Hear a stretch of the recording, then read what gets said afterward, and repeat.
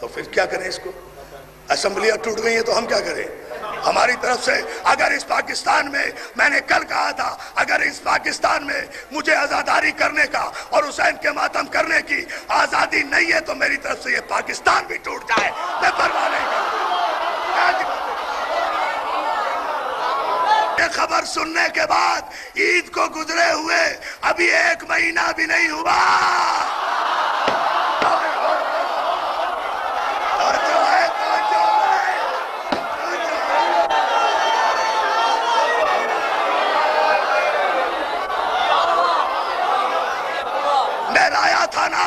ہمیں بہاولپور میں خون میں نہلایا تھا، ہمیں جھرکل میں خون میں نہلایا تھا، گھر ہمارے لوٹے تھے، ہمارے ٹوٹے دروازے پھر جڑ جائیں گے۔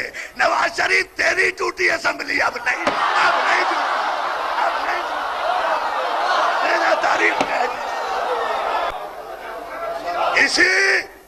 اسی کاغذ کی کشتی پر طوفانی موجوں میں ڈولتی ہوئی بدماش ناؤ کی اسمبلی پر تم ہمارے خلاف بل لا رہے تھے نا؟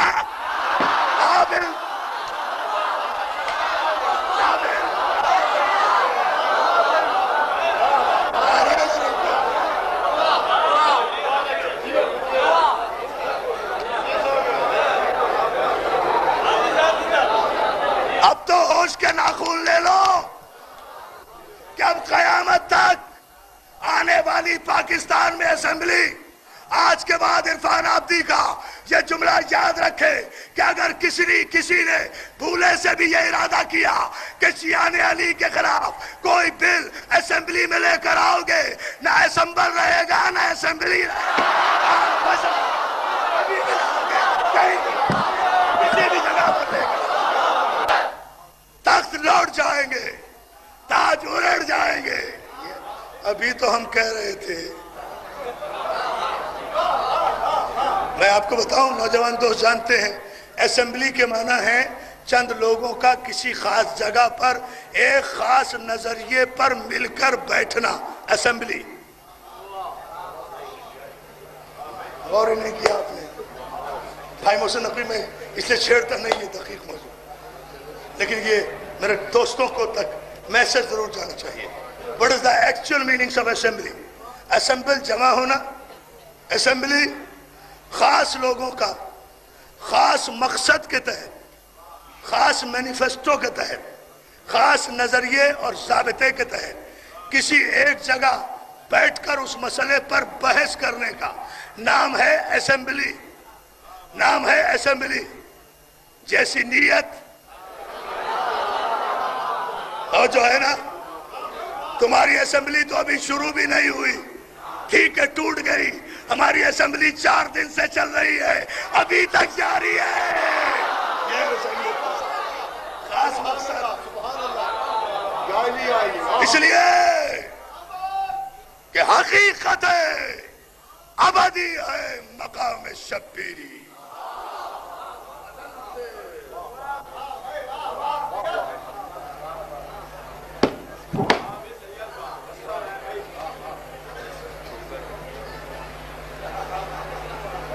حقیقت ابدی ہے مقام شبیری، بدلتے رہتے ہیں انداز کوفی و شامی۔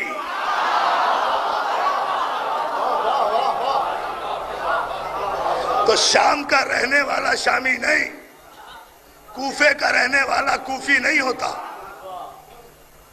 جو بدلتا رہے وہ کوفی، جو بدلتا رہے،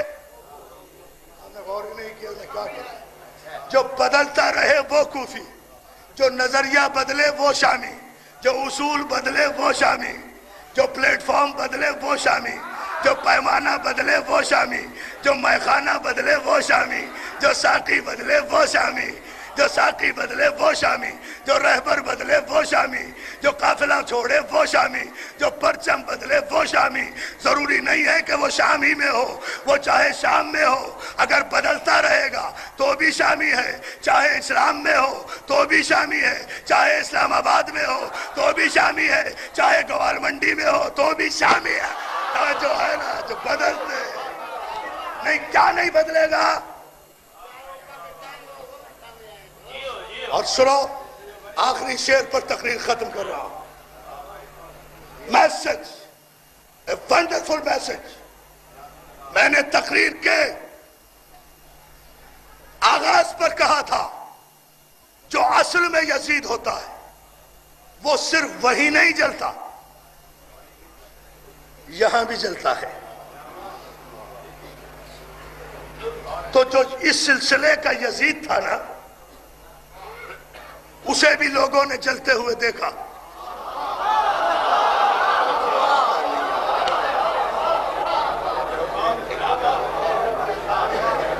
اصل یزیدیت تو آج ختم ہوئی ہے، باقیات تو آج ختم ہوئی ہے۔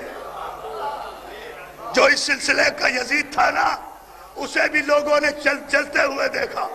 اور جو رسول اللہ، تو توجہ کر لینا، میں کہہ جاؤں گا جملہ، بعد میں مجھے کوئی گولی مار دے، جملہ کہہ جاؤں گا میں۔ جو اس سلسلے کا یزید تھا نا محسن نقوی، اسے بھی لوگوں نے جلتے ہوئے دیکھا۔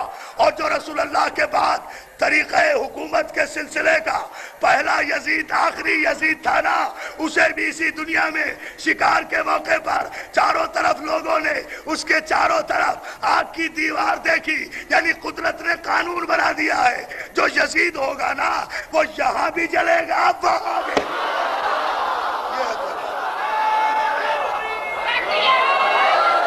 ہاں نہیں، ابھی ایک جملہ سن لو۔ بہت چکے میرے باجی الاحترام، مجلس تو اس منزل پر ہے نا کہ میں ساری رات گفتگو کرتا رہوں۔ آپ کے جذبوں اور ہموں کا سمندر تو خود آپ کے بھی بس میں نہیں نا، میرے بس میں کہاں ہوگا؟ مگر یاد رکھو، یہ تاریخیں بدلتی رہتی ہیں اور آپ بدلتے رہتے ہیں، تخت آتے جاتے رہتے ہیں، سلطنتیں ٹوٹتی رہتی ہیں، لیکن ایک پیغام سنو، اور جسے اتفاق ہو اس پیغام سے وہ دونوں ہاتھ کھڑے کر کے تاریخی نعرہ لگائے گا، لیکن پہلے پیغام سن لے۔ بھائی جعفر علی میر اور محسن نقوی نے یہ شعر سنا ہے، حیدرآباد دکن کے ایک شاعر نے تاریخی شعر کہا، ہم اس علی کے ماننے والے ہیں۔ سنو، اگر یہ بن کر زندہ رہنا ہے تو علی کے فضائل سنو، اور اگر یہ بن کر نہیں زندہ رہنا تو مت علی کے فضائل سنو۔ یہ معیار مقرر کر کے مجلس چھوڑ رہا ہوں، اور اسی معیار پر مجلس آخر تک انشاءاللہ قائم رہے گی، ہمارے شبیہ ذوالجناح کی برآمدگی تک، ہمارے ماتمی سنگتوں کی ماتم تک۔ دل کھول کے روئیں گے اور ماتم کریں گے، 4 دن کا پرسہ دیں گے۔ لیکن میں مسائل نہیں پڑھا، یہ جملہ سن لو، کیا ہے علی والوں کی زندگی تمہیں پیغام دے گیا ہے۔ علی والا کیا؟ ہندوستان کے شاعر نے کہا، فراز دار سے، فراز بلندی، دار پھانسی۔ آپ کو شعر سمجھانے کی ضرورت محسن نقوی کی توہین ہے۔ اب آپ کو شعر نہیں سمجھاؤں گا، میں غلطی پر تھا۔ ہاں، جس نے محسن نقوی جیسے عظیم شاعر کو جنم دیا ہو، جس دھرتی نے، اس کو شعر سمجھانے کی ضرورت نہیں۔ اور لیکن اگر خالی گیا تو مجھے شک ہوگا کہ محسن کی 5 کتابیں چوری کی ہیں۔ ہاں جو آ گئی ہیں، ہاں 3 وہ بھی 8 ہیں، توجہ ہے نا، انشاءاللہ 12 ہوں گی، 14 ہوں گی انشاءاللہ۔ لیکن اگر شعر خالی گیا تو میں یہی سمجھوں گا، اب سوچ لیں، ڈیرہ غازی خان کی عزت ہے زد پر، ڈیرہ غازی خان کے ادب کی عزت زد پر ہے۔ جملہ سن لیں، سمجھنا آپ کو ہے، 4 دن کی گفتگو ایک طرف، اور علی والے کا پیغام تمہارے لیے، علی والوں ایک طرف، فراز دار سے میسم بیان دیتے ہیں۔ بیان پھانسی کے پھندے کے مجرم سے پوچھا جاتا ہے نا، بول تیرا ڈیتھ اسٹیٹمنٹ کیا ہے؟ اور کائنات کی سب سے بڑی सच्चाई माना जाता है वो बयान जो मुजरिम फांसी के फंदे पर दे। मीसम तमार ने क्या बयान दिया, पूरा मजमा खड़े होकर नारा लगाएगा, तब मैं समझूंगा कि मीसम की तरह जिंदा रहने का ऐद कर रहे हो। फराज़े दार से मीसम बयान देते हैं, रहेगा जिक्र अली, हम जबान देते हैं। हाय हाय हाय वैसे नारा नारा तारीखी नारा इतना बुलंद नारा लगाएं, इतना बुलंद नारा लगाएं कि पता चले हम पे जुल्म करने वालों का अंजाम हमारे बहुत करीब होता है। इसलिए कि पहला यजीद भी फजा में जला था तो बहावलपुर था। नारा हैदरी। और उसकी नाजायज औलाद ने हम पे बहावलपुर में जुल्म कराया तो 1 महीने के अंदर अंदर उसका अंजाम भी आपने देख लिया। इसका मतलब ये है कि बहावलपुर यजीदियत का मदफन भी है और शमशान भी है। दोनों हाथ बुलंद करके 4 दिन की मेहनत, जिब्रील मौजूद है आप में, अली के भेजे हुए डायरी नवीस मौजूद हैं जो लिख रहे हैं।